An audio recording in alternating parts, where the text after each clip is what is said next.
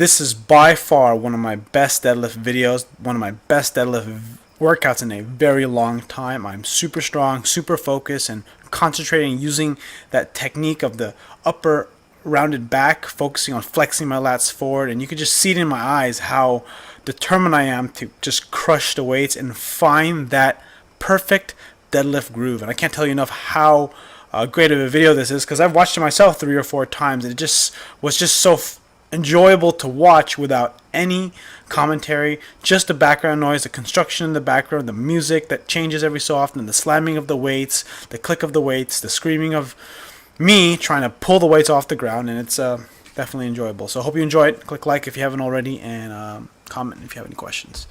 Last final note, I'm going to attempt to probably do 585 at my Boss Barbell meet on August 3rd.